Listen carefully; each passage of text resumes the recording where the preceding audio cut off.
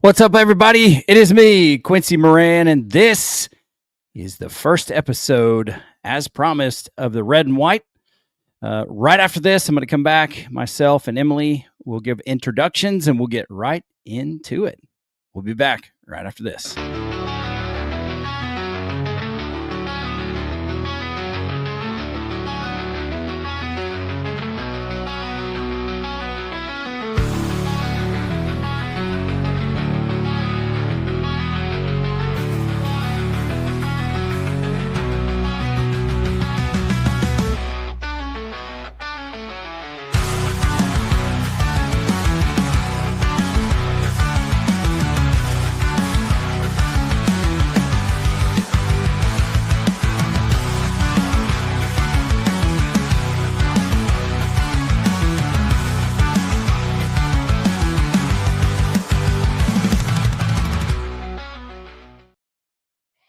What's up, ladies and gentlemen? It is I, Quincy Moran, one part of the host party here for the Red and White. It is an alumni podcast for the Oak Grove High School Tigers in Oak Grove, Alabama. I'd like to welcome my co-host, one Emili Grooms, Maulding. Emili, welcome into the show.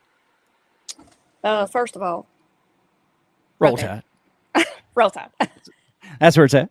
That's where it's at. You know, before we get started, we're started officially, but what are your thoughts on, there's a lot going on about Kirby, dancing on the table in Auburn. Any thoughts on that before we kick this thing off? Look, it's no secret that I hate Auburn with like everything in me. Yes, at a cellular level. Was it? Ooh, that was terrible. And Kirby's I think he's ruined himself. I don't know if he can come back from some of that from last night. Yeah. Yeah. As a matter of fact, I didn't even get to watch the game because I had other things going on. And I just saw a few times that it was pretty close. And matter of fact, that they were behind. And before you know it, somehow, some way, Georgia wins. I'm not even sure. There was like some weird, there was like a minute and something left until halftime, and it wound up taking like 30 minutes. There were like 100 penalties. It just went really wild. I don't know. Yeah, strange things happen down in Auburn, and it's just an odd situation there. But, one thing I can say is that the Alabama game, it looked like Alabama was just going to take off like a rocket ship. And one of the thrusters must have died out because it got pretty close. But all credit to Mizzou. They really put up a good fight, and it was close. It was a nail biter. I've got tickets to the Tennessee game, and I saw today it's supposed to rain and storm and all the things. So that'll be wonderful. Yeah, we have tickets to the Oklahoma game, and boy, I hope there's a lot of retribution because I work in Oklahoma, as a part of my 9-to-5 job. And boy, I really heard about it a lot. And I'm sure it was a rough situation. Well, let's kick this thing off. Let's go. I really appreciate you, agreeing to be my co-host, and look forward to this Where Are They Now podcast. And if you're brand new, you're joining in, or I haven't done an effective job at communicating, what I would love to do with this podcast is, number one, love my high school, love Oak Grove, love my friends. And as time goes on, what happens? You go out, you start living life, and there's a bunch of distance in life that has gone on. And so I thought about, 4 or 5 years ago, I was like, heck, man, why don't we try to get something started where we can connect and find out where everybody is now? And so at that time, one of the funniest people on Facebook, still to this day she is, Emili, is out there just cracking heads. It's hilarious. And I was like, hey, you want to try this out? And it just wasn't the right time. But here we are, and I've done a lot more podcasting, have a little bit more technology, and so it's made it really easy. She's even been on our Bama Sports podcast, which is awesome. And so, I'm looking forward to getting to see the class of 96, our student council, And then taking it beyond there once we get, through the volunteers, in the class of 96, and then maybe, talking to some other people in 95 and, 97, 98, et cetera. And just, bringing the alumni here to talk on a platform and say where they are. What do you think? I am a super appreciative that you asked me to do this with you. I think it's going to be a lot of fun. Going to get to see a lot of people that I don't, normally see. I stay in my little neck of the woods here in Parrish. Um, I know that today when I looked through some of those photos to give to you, I pulled out some senior books and my memory book and all this, and got a little bit of hurt feelings about some of these. In what way? I just am not sure how fast it all happened. That is the truth. That is the truth. We'll probably, as we get through some of the questions, we'll probably, talk about some of those things, because this episode will be our turn to talk about, the questions and, the everybody getting to know a little bit more about us. But you're right. There's a lot of life that has just gone on over the past almost 30 years. Because we figured that out when we did this, the pre-meeting, that next year is 2026. And I had never thought about it like that. That was really strange to me when that was pointed out. I don't know what I was thinking, but it's like I have this magic number of 50 just kind of looming over my head that it's coming. Yeah, that's right. It's getting close. And what's crazy? I thought when I was 30, I was upset about that because, I'm grown now, Yeah. And then 40 just didn't seem, too eventful, but 50 it's out there. I'm telling you, the older I get, the younger, 60 and 70 look, because I'm going, holy cow. I don't know if you're supposed to feel a certain way, but I don't feel 47. I guess I don't know what that's supposed to feel like, but just like you, I look back at my youngest child now is 18. My oldest child is 24. And I'm going, whoa, when did this all happen? It just goes by so fast. And one thing that one of our pastors out in California used to tell us, was like, time is a non-renewable currency. So you got to spend it wisely. And I've spent plenty of time doing dumb things, but sort of starting to get things figured out about what is important. And it's definitely the people that, my wife and I raised under the proverbial roof. And Absolutely. It's about family, and then friends, like, timeless friendships that, of course, you can't keep up with everybody. But when you do get a chance to get together, it'll be great to see, what do we look like? Because, it's like, well, we know what we looked like in high school. What do we look like now? And what are our personalities like? And what are the things that we like? And, do we have families and, things of that nature? So I'm really excited to see that part. And I think I'd heard, maybe it was Adam Sandler or maybe it was Joe Rogan or somebody talking about getting together for their class reunion. And it's like, the guys are shaking hands going, yeah, I went bald too, which I am under this hat. But, it's just it's a part of life. But I think it's going to be a lot of fun for us to get our friends together and talk about what's gone on over the past 30 years, and then give other alumni, in other classes the opportunity to do it. And then hopefully, get some teachers on here, which would be epic. And just really have a lot of fun with it. So with that, I figure, why don't we go ahead and start with the first question? Let's go. All right, let's do it. All right. So, Miss Emily, I'll defer to you. You can ask me the question, and then I will ask you. What state do you live in now? That's a good question, because after we graduated, and then after my freshman year of college at Shelton State, I moved to California and actually lived there for like 25 years of my life. And then in 2022, my family and I moved to the great state of Texas. So we live in Fort Worth, Texas now. And I heard you mention your city, but what state do you live in? I'm still Sweet Home, Alabama. I live in tiny little Parrish, but it's not really that far from Oak Grove. I still go see some friends from there. So Oh, maybe 30 minutes down, 25, 30 minutes down the road from where I, grew up. So I got to tell you, I love that. I love that for you. And I'll travel, like I say, I travel in Texas, I travel in Oklahoma, Northwest Arkansas for work, etc. And it's so fascinating for me, for people much like yourself that really know one generalized area to call home.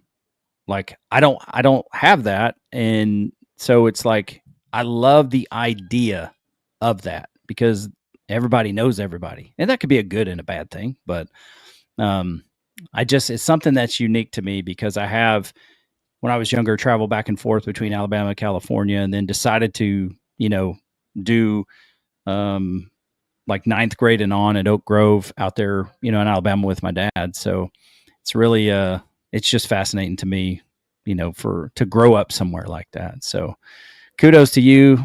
So you said Parrish is like 30 minutes from where you around grew 30 up or minutes so? from Oak Grove. Okay. Yeah, you That's just great. go down 269 and just hit off there past Pumpkin Center. It's like I say, I go see several people that I go through there a lot, so it sure doesn't look the same. Yeah. Yeah, I bet. Um, every time my wife and I and my family, every time we go to Alabama to visit, it's very hard not to want to just move there. And there's two places that we truly, truly love outside of Texas. One is Idaho and one is Alabama. And I look at Idaho like the perfect mixture of California and Alabama without, the looming natural disasters. There's like a volcano, I think, there that could blow up and, but otherwise, no humidity. So it's really nice in the summer. You get all four seasons, and they love hunting, they love fishing, they love football. It's not Alabama football, but it's pretty cool. So We love to travel. I mean, we go tons of different places, but it's just this is home to me, I guess. yeah, yeah, and what a great place to be home. When we go out for the Bama OU game, going to get to see my little sister. She lives over near Centerville now, where my dad pastors a church in West Blockton. So we're excited to go see them, and it's gorgeous. There's something just wonderful about the state of Alabama, truly. All except for that like southeastern part, like down, towards Auburn. All right, question number 2. I'll take the lead on this one. I know the answer, but for everybody else, are you married? I'm married to the Craig. Married to the Craig. 23 years, I think. Pretty Very sure. nice. 02. Yes, that would be 23. Yep. Um, And how did you? There you go. Yeah, let's talk about that. I met him at a bar, Quincy. Okay. Okay. Who says you can't find love in a bar? Well, they can't say it anymore. And it was a little trash bar in Jasper too, and we just kind of met there through a mutual friend and been together ever since. That's really cool. Was it no romantic love story or anything like that? Well, I would ask this: if you met through some friends, was it a blind date setup or how did that go? Sort of, kinda. I think he was with some mutual friends of mine and saw me and just kind of, made mention, and then it was just so easy. We never even discussed like what our relationship even was. Is that right? Never. That is we awesome. We just got married and had Abby, and here we are. I mean, that's an anomaly in this world, I would say. So congratulations to you. 23 big ones. That's a lot. That is excellent. It is. It is. And is he from the same general area? He has been in Parrish his entire life. Oh, that is awesome. Mm-hmm. That is so good. He's almost 50 years. He's never lived anywhere but here. Well, he lived in Jasper for a little bit, but so we both just kind of hanging around Walker County. Walker County. Well, it's working. It's working in Walker County, so why not? It seems to be. Got a beautiful family, so life is good. It is. You got it. So for me, I was about to say it's got to be close to the same number of years. It is. It is, as a matter of fact. Um, Definitely married, and interesting how I met my spouse. We've been married. We got married in 1999, so in November it'll be 26 years for us. And interestingly enough, I met my spouse, my wife Jeannie, babysitting. My friend had a yeah, my friend had a lot of kids and he needed a babysitter, and I'm just the kind of guy that's like, yeah, I'll help. It's all good. And I think he had two in diapers at the time and a total of five kids. And so I got there and I was out of my element, like not 19 years old. I don't really know much about changing diapers. I made my way through and, I was like, hey, dude, I'm going to need some help with the little ones. I'm cool to watch the kids, but I'm going to need some help. And so he's like, hey, I want to introduce you to this girl named Jeannie. She actually used to work where you work at US Rentals. I was like, cool. So he showed me a 3x5 card and I was like, I have no idea who this girl is, but on paper, she's hot because it was like prayer, Bible study, college, Bible study. I'm like, whoa, this is my kind of chick. So I was so nervous to meet her that I brought a couple of friends with me to babysit. And she got there and she's pretty astute. She's like, thinks to herself, why am I even here? He's got some friends to help him. And so I went in with one of the kids on my back so I could just kind of ease my own nerves. And the first time I saw her, I was instantly mad. I was just as mad as could be. And I thought to myself, she's an 11 out of 10, looks like a supermodel. And I walk in the kitchen, I'm packing like, at the time I'm like 315 pounds, just a very jolly, large man. And I go, I've got no chance with this lady. And the funny thing is that just disarmed the whole night. And so we sat, we laughed, we had a great time. And little did I know, her boyfriend on the way over, she was supposed to go on a date that night. And she was just coming to take care of the kids in diapers. Her boyfriend said, hey, I want to go on a break. So it's just weird how it worked out. And we were peas and carrots since the day we met. She said, hey, can I get your number? And I was like, well, yes, you can. I'd be happy to give it to you. So pretty neat. The other weird thing is that where I worked at the time, her last day was my first day, but she called out sick from Las Vegas because she didn't come to work. And funny enough, I took her phone call for her last day, but I had never met her. And so somehow they hired me to replace her. And then somehow I ended up marrying her, which is really a trip. Seemed like it all just lined up perfectly. It sure did. Somebody was working on our behalf. All right. Question number 3. Well, we know you have how many kids, Quincy? It is 8. I was thinking it was 6. It's 8. Yes, ma'am. Yes, ma'am. It is 8 children. And I put in there just in case some of our alum don't have kids. When we moved out to Texas, we brought all 8 kids, obviously. And then we had 4 dogs as well. So we brought them, across to the Clampets to Texas. Coming across. That was us. We were definitely the Beverly Hillbillies, just going the opposite direction. So I have 1 boy and I have 7 girls.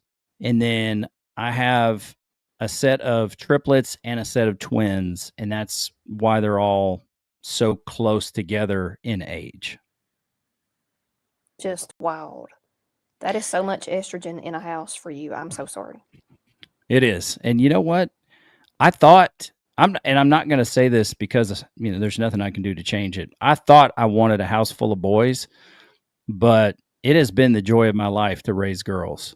And I got to tell you, my papa Moran out in Niger, where I did my growing up in Alabama, he said, if you treat your daughters right, they will take care of you the rest of your life. And I said, well, I'm going to give that a go. And so, that's kind of my mentality. I'm a very tough love dad. Um, high standards, want to challenge you to be your best, but my girls, man, I'm spoiled rotten.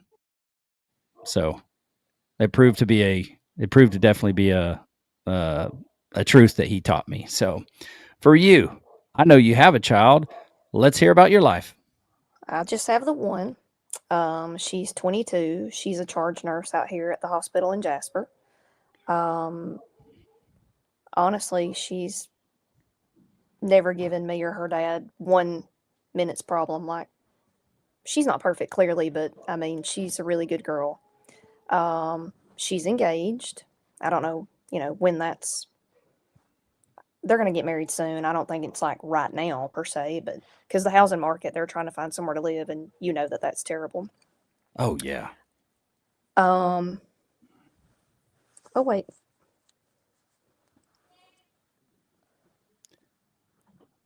Have one of your AirPods jump out? Something happened. No, it's like I couldn't hear out of them for a second, and then I tried to fix it, and then it fell out.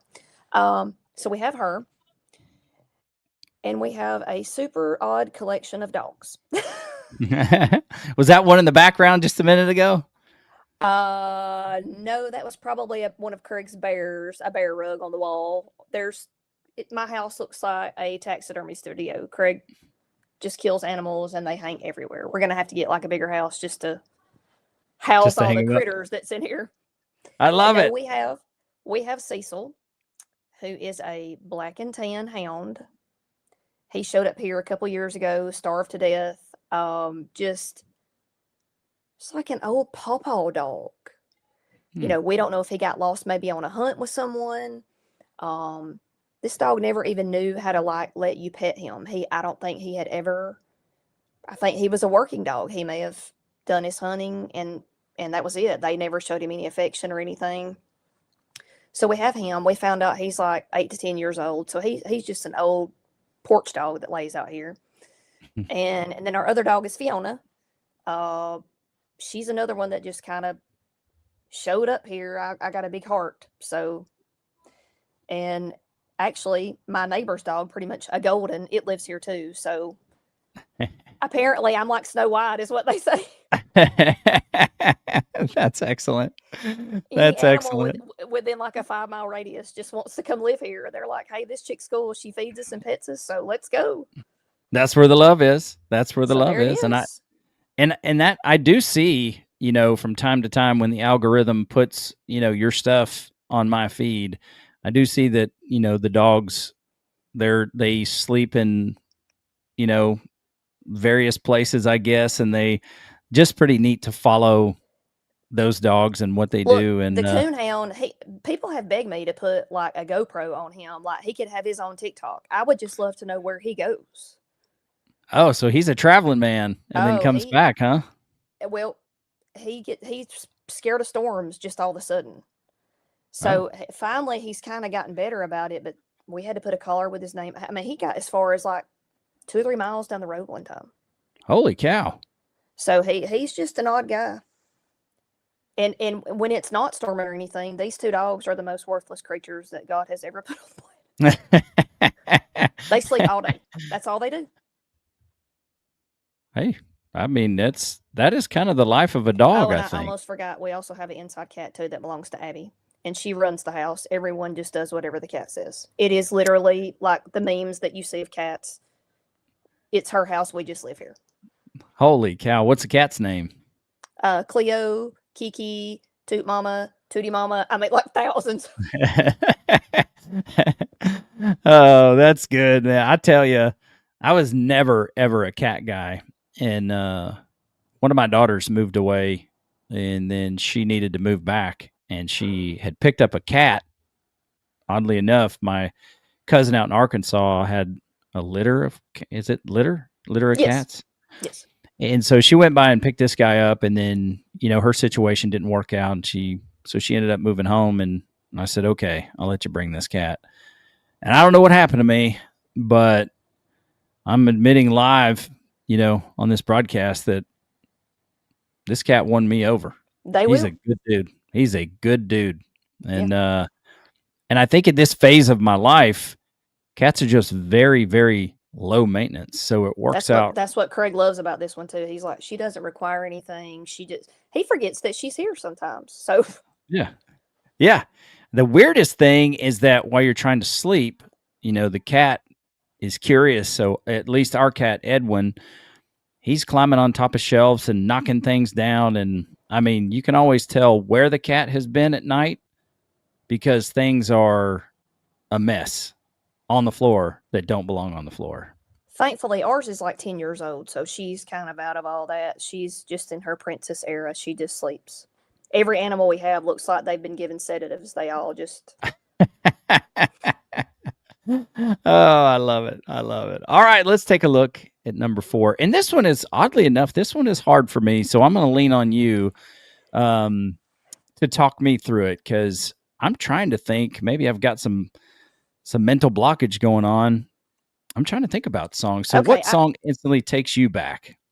I had to Google some of this today because I was thinking of some songs and they were kind of like a few years before or maybe a few years after. Yeah. But I remember big Alanis Morissette stuff going on. You Ought to Know. Yeah. Ironic. Yep. I was thinking about the presidents of the United States, the Lump and the Peaches. Oh, yeah, that's true. I was always weird. I'm still this same girl. Back in that day, I was listening to like Bob Seger and the Eagles and stuff like that. I was a little bit, in tune with like modern music, but I've just always been kind of that classic rock gal. I'm still there. That's your dig is classic rock? It just always has been. That's cool. I've never really been much, of course, Leonard Skinner, some of that, but I was always into country, into rap, some R&B, kind of everything. I did, I guess, listen to, some, what do they call it? Hair metal, listen to a little bit of everything. And, the songs that I thought about that brought me back, when I played on the baseball team, we would go to another, like an away game, and we would go in there just cranking, Hank Williams Jr., especially, Keith Jones. Just, it was Hank Williams Jr., loud and proud. And so they probably looked at us like we were the hillbilly school, which, hey, that's okay. But those are some of the things. Yeah, that's fair. It's so funny because we went to, I think, Hoover High School after it was built. We went to a wrestling tournament. And I think on our I don't know, like our zip ups had something like Oak Tree or something like that, and nobody could figure out where we were from. Like, even when we told them, they're like, "What? You're from what? Oak what?" And I'm like, "Are we just that far off the beaten path? I don't know." But it was just one of those funny memories that people couldn't figure out what Oak Grove was. When we went to those bigger wrestling tournaments, I thought it was pretty funny. All right. I guess for me, obviously Hank Williams, but I was a big Eye of the Tiger fan, especially during football season, because it got me fired up to play football. So that one I was it. But that's nowhere near the 90s. At least nowhere near 96. That's much, much earlier. Well, see, I was thinking of like, I loved alternative stuff. So I was like thinking about like Nirvana and Candlebox and things like that, which I was still listening to as a senior, but those weren't like actual senior year stuff.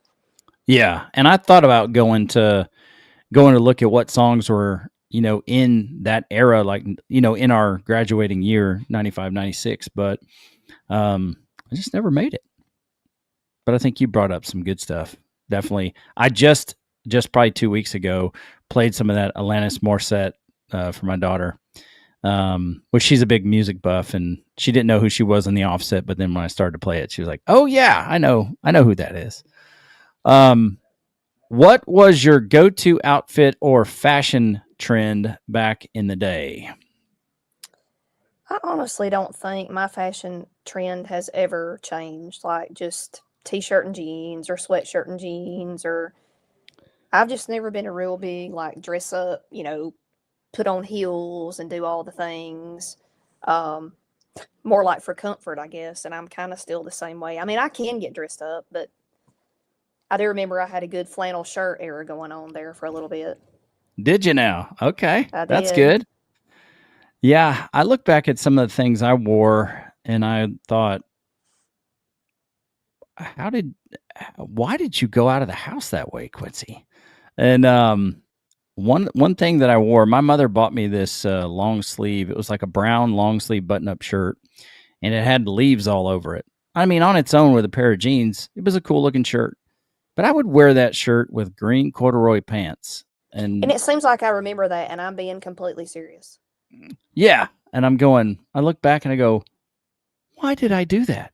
But I don't really have another sense of fashion now. I mean, a lot of t-shirts and jeans for me, and for work I have to wear, a polo or a button up or whatever. But I wanted to have great fashion, and I look at some of the people out there that have great fashion, and tennis shoes that match their glasses, and just all a lot of cool things like that. And I'm like, man, I wish I could do that, but I just really have no fashion sense, so it didn't Me too. work out for me. I've always wanted to be like really girly and feminine, and that's not me.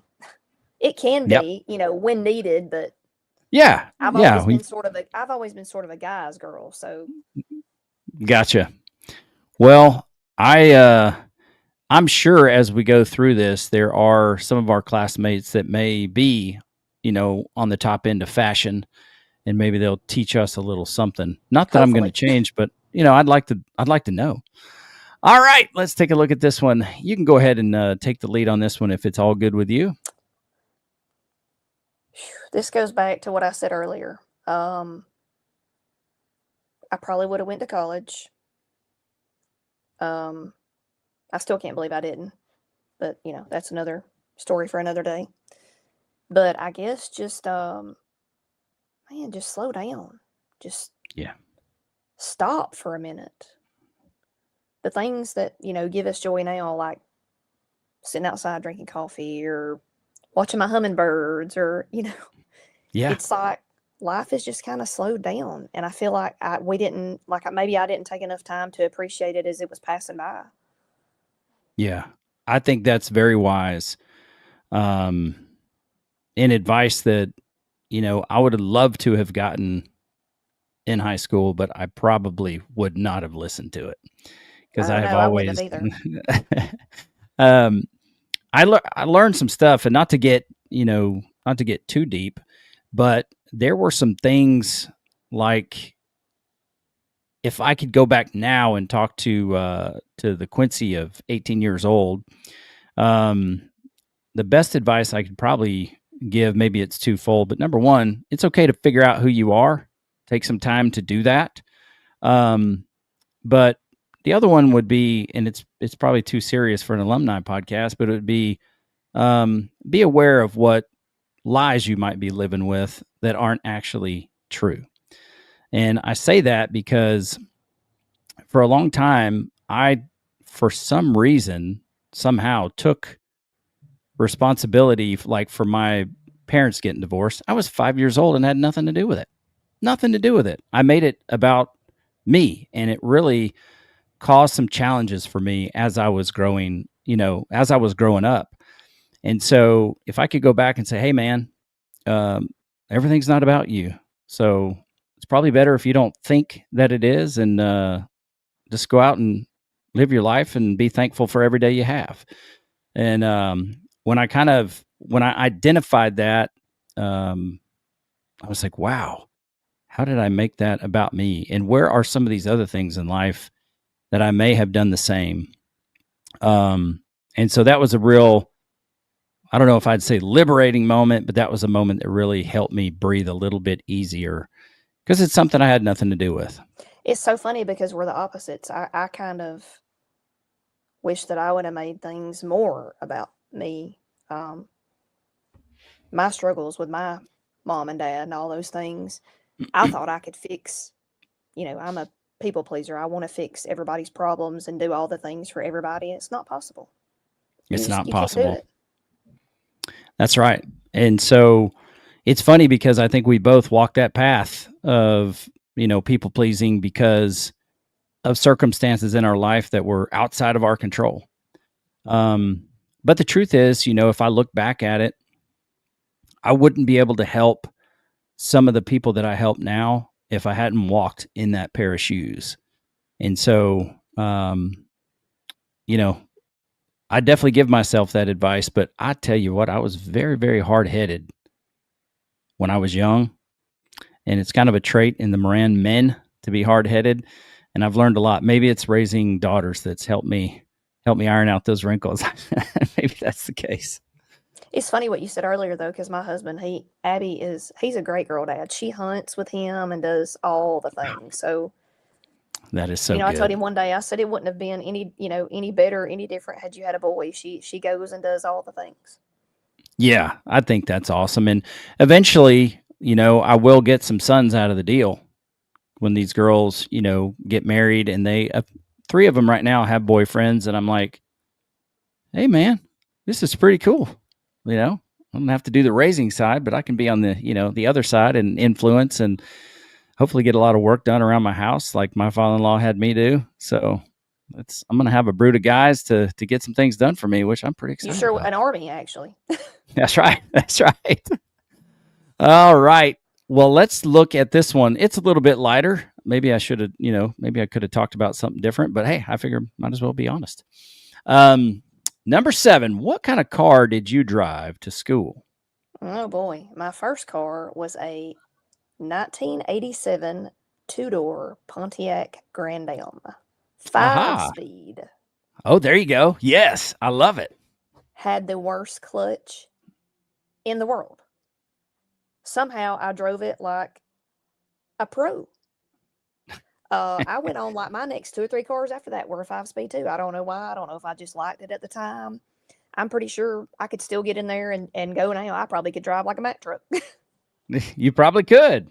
That's a great trait to have because it's sort of like riding a bicycle, I think. Once you've learned it. Yeah, I don't think you ever forget. Might heat that clutch up a little bit. So my first car was a 1973 Chrysler Newport, and it did not last long. It took my dad a while to get that running, which he gave me that car.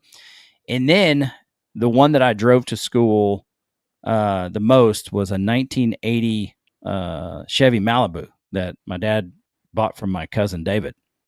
And man, I love that car. I wished I wouldn't have screwed that car up. So it'd be a great car to have right now. It was such a nice car. It was like baby blue. I really, really dug that car. It was cool. What kind of car did you learn how to drive? Like, did you do driver's ed with Coach Ashcraft too? Was that your deal? Yes. Okay. Yes. I thought so. And then did you learn how to drive in that car that you drove to school or? Okay. Pretty much. Well, I mean, I drove like my mom. I don't remember what she had at the time. I want to say maybe she had like a Buick Regal or something. But when we got that little 5-speed car, the little Grand Am, I mean, that's what I took off in. That's good. It didn't take long at all for me to learn how to drive it.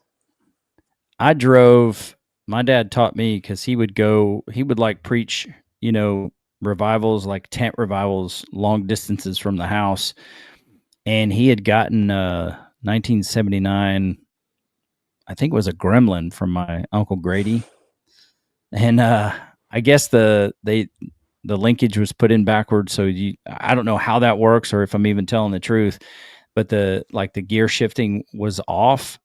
And I don't know how my dad did this. I mean, true to life, I have no idea because I myself have taught several of my girls how to drive. But he got in the passenger seat, laid the seat back. It was a 5-speed, and he went to sleep while I drove. And maybe that's the only way that he could get through it because we were driving long distances, and I cannot imagine laying down to go to sleep while my 15-year-old was learning how to drive. No way. That is crazy. Well, Abby was a really good driver, so I don't remember ever being like super nervous with her in the car. That's great. These things for you She was driving Miss Daisy by the time she was like 15. I was like, you're finna drive everywhere before you get turned loose in a car. That's great. So she That's chauffeured great. me for like a year. That works. And yeah, there were some times when I was teaching my daughters how to drive that I fully embrace my Christianity and I live my life, But Lord, we but slip sometimes. I'll tell you this, I rededicated my life a couple of times teaching my girls how to drive because there was a time where one of the girls like just pulled out in a lane on like 45 mile an hour, highway. And had it not been 2 lanes, we probably wouldn't have made it to Christmas. It was that bad. And another time my daughter was driving us and I don't know what happened. She was supposed to make a right-hand turn and she hit the gas instead of the brake. And we did one of those Hollywood spins. Like we were heading for somebody's van. It was intense. So yeah, a little more lively over on this side of the computer. So good for you. I'm happy for you. All right. What was your favorite lunch? Yeah, we got so much to brag about. You know what I'm saying? What was your favorite lunch from the world's greatest high school cafeteria? 2 things. The first, and we still have them today, but they make them with like some kind of wheat or something. I don't know. The Crispitos, dude. Tell me about those, the Crispitos. It's like a little hard kind of tortilla shell that had like taco meat inside. Oh yeah, like a taquito. Oh boy. Yeah, I still think about those. And like I say, we have them. I sub at Oakland and we still have them there and they're good, but they're not the same. But my favorite lunch in the Oak Grove lunchroom was beef tips and rice, man. Wasn't that so good? That was so good. With a good little homemade peanut butter cup. I can't remember what the name was of the lady that made those in the lunchroom. Was it like Miss Bell or something? Am I imagine? You might be right. They were all superstars. This may not be well known, but they would buy me hot sauce and store it in the back in the kitchen. And so when I'd go into lunch, I'd just walk into the kitchen, back where they were working, get my hot sauce and my Louisiana hot sauce and take it out and, put it back when I was done. They bought me, I don't know how they or why they did it, but they had a lot of favor for the old Q-man. Because they loved us. They did love us. Look, hey, they put a lot of grandma's soul in them beef tips and rice. They did. And so there's 2 things for me too, because I couldn't really just pick one. Number one, I was a sucker for the potato bar. I don't know what it was, but that potato bar was just epic for me. And I would load those potatoes up with chili and just about everything I could put on that plate and then go get my hot sauce. But I was a huge fan of the hamburger and French fry day because you could just talk about a mile high. You could pile as many French fries on your plate as you wanted to based on what I remember. And it was really good times and it was really good food. And they took really good care of us. They did. Those lunches are fab. I know that it's like a state thing. It's not the school thing, but school lunches now It must be much different, huh? It's very small amounts. Like I know, I don't know, like growing boys, it just seems like that would not be nowhere near enough for them. Yeah. That's you got to do what the state tells you to do, but it's nothing like what it was, like you say, when we had it all piled up. Man, it was awesome. And I look at other, like, some of the other, like out in California, they would have like a Taco Bell and things of that nature in there. And if I had my choice, I'd take our lunchroom over any of those restaurants or whatever they were. Yeah, it was good. I thought that would be a fun question to put in there. Can't wait to hear some of the answers. But that beef tips and rice, you ain't lying, girl. That was some count. I wish I had a bowl right now. All right. This question I put in today because I thought it would be fun. And I'll send out these questions to everybody else. But what character, assuming you've seen Friends, what character would you be on Friends? No hesitation. I'm Monica. Is that right? 150%. I'm a clean freak, all the things, OCD, anal, straight up Monica. Everybody tells me. Is that right? That's funny. Yes. That is hilarious.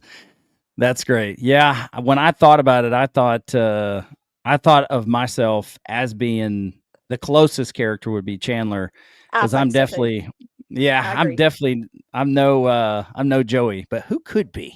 You know what I mean?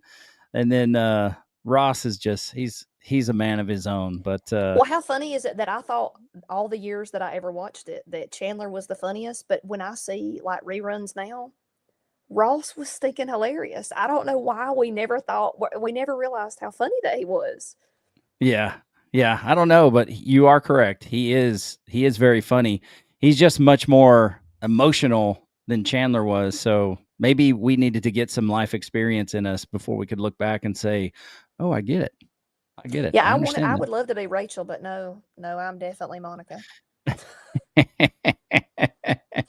Oh, that's funny. I mean, it's that you answered that with such confidence, and then people around you say the same. That's pretty hilarious.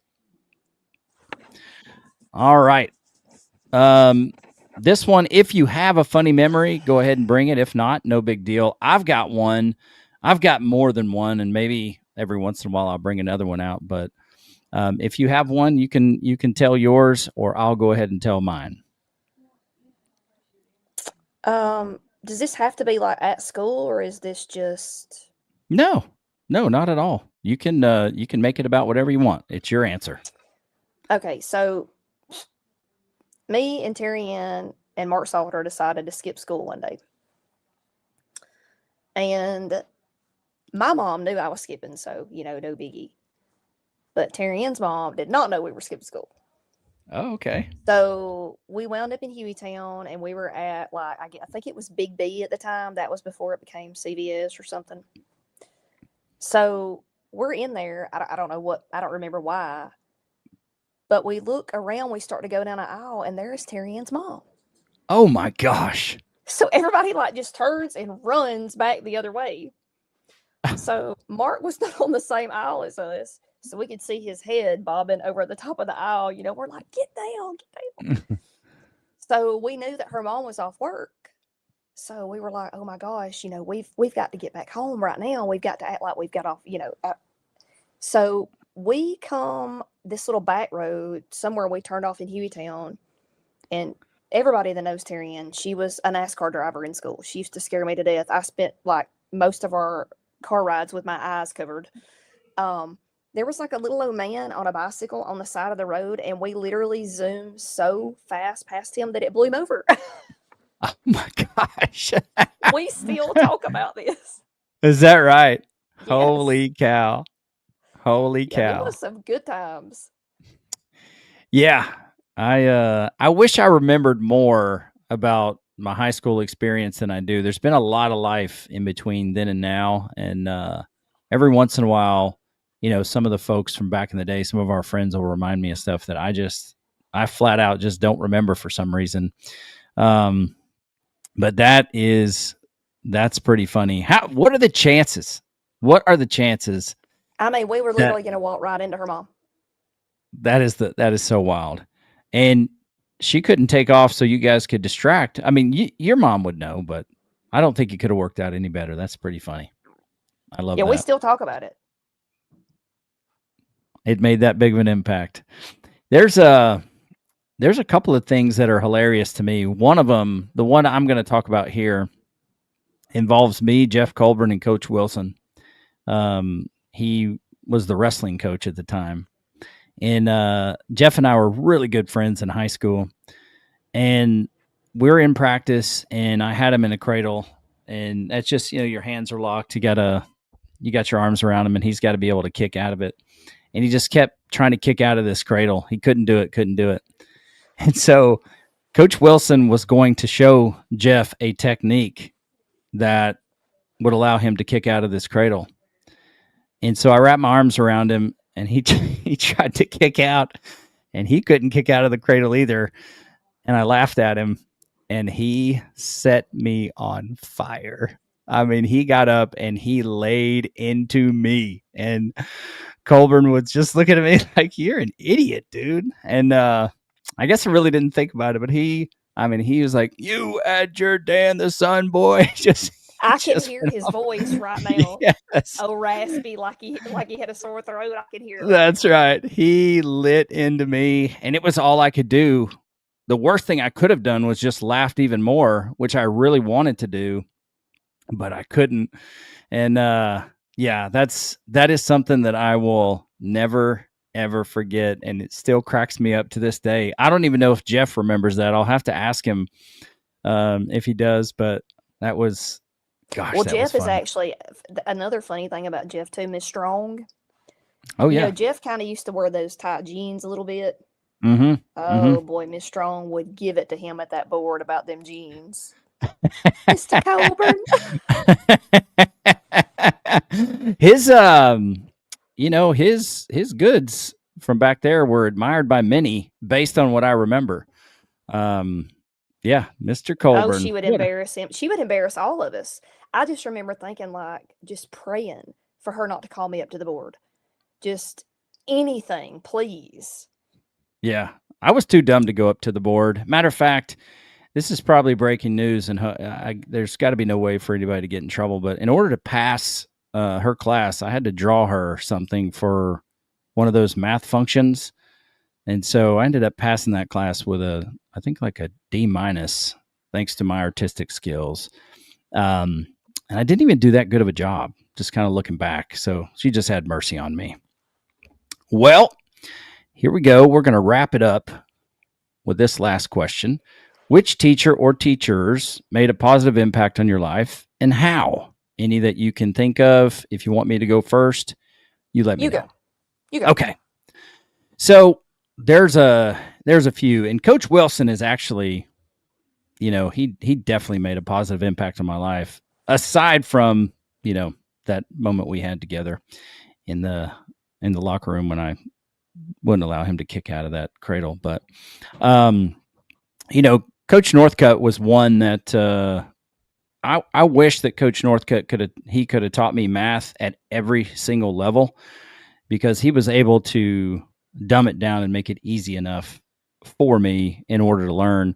But him, Miss Collie, Miss Early, those teachers right there, Mr. Mize, they really, really made a difference in my life. Just some excellent people.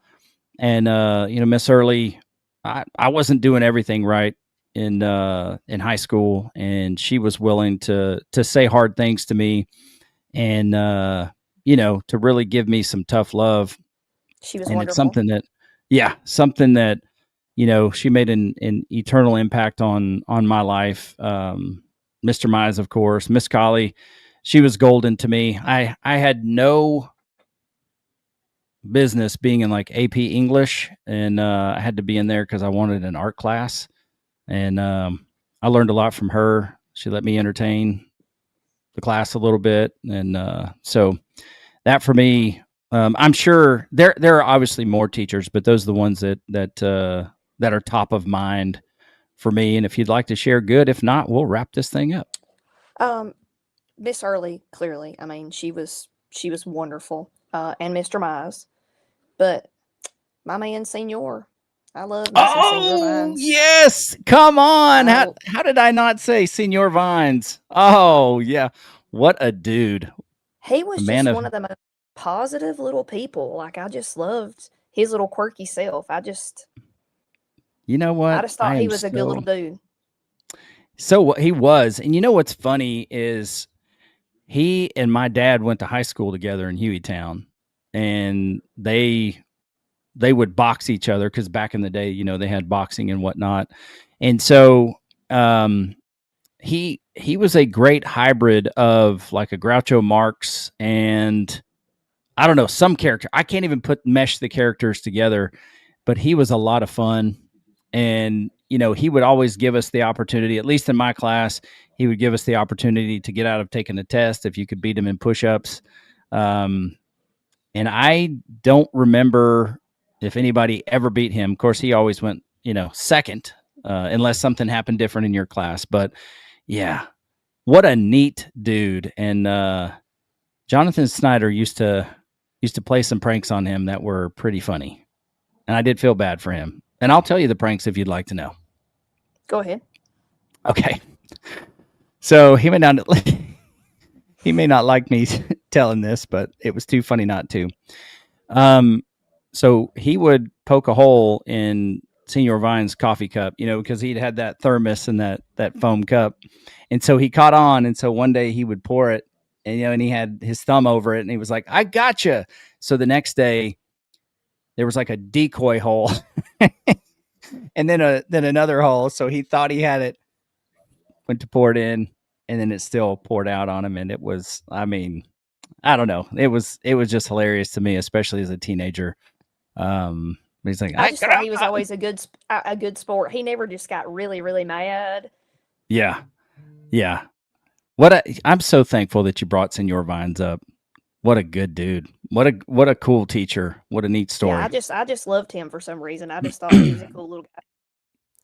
Yeah, most definitely. Man, that brought a lot of joy to my moment there. You're the bomb.com, dude. All right.